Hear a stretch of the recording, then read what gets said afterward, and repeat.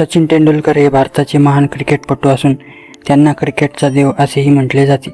त्यांचा जन्म 24 एप्रिल 1973 रोजी मुंबई येथे झाला. लहानपणापासून त्यांना क्रिकेटची आवड होती आणि त्यांच्या मोठ्या भावाने त्यांना या खेळात प्रोत्साहन दिले. त्यांचे प्रशिक्षण रमाकांत आचरेकर यांच्या मार्गदर्शनाखाली त्यांनी आपले कौशल्य विकसित केले. सचिन यांनी वयाच्या अवघ्या 16व्या वर्षी आंतरराष्ट्रीय क्रिकेटमध्ये पदार्पण केले आणि लवकरच त्यांनी आपल्या उत्कृष्ट फलंदाजीने संपूर्ण जगाचे लक्ष वेधले. सचिन तेंडुलकर यांनी आपल्या कारकिर्दीत अनेक विक्रम प्रस्थापित केले. त्यांनी कसोटी आणि एकदिवसीय दोन्ही प्रकारात सर्वाधिक धावा केल्या आहेत.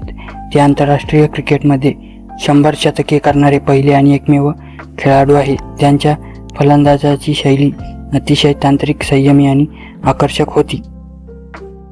त्यांनी भारताला अनेक महत्त्वाच्या सामन्यांमध्ये विजय मिळवून दिला.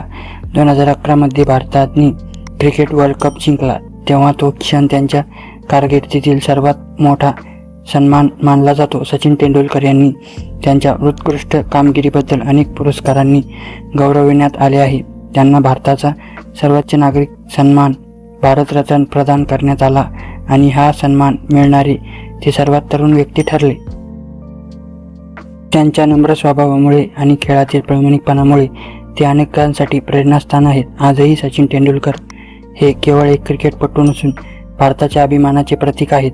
त्यांच्या कष्ट, जिद्द आणि शिस्तबद्ध जीवनशैलीमुळे ते युवकांसाठी आदर्श ठरले.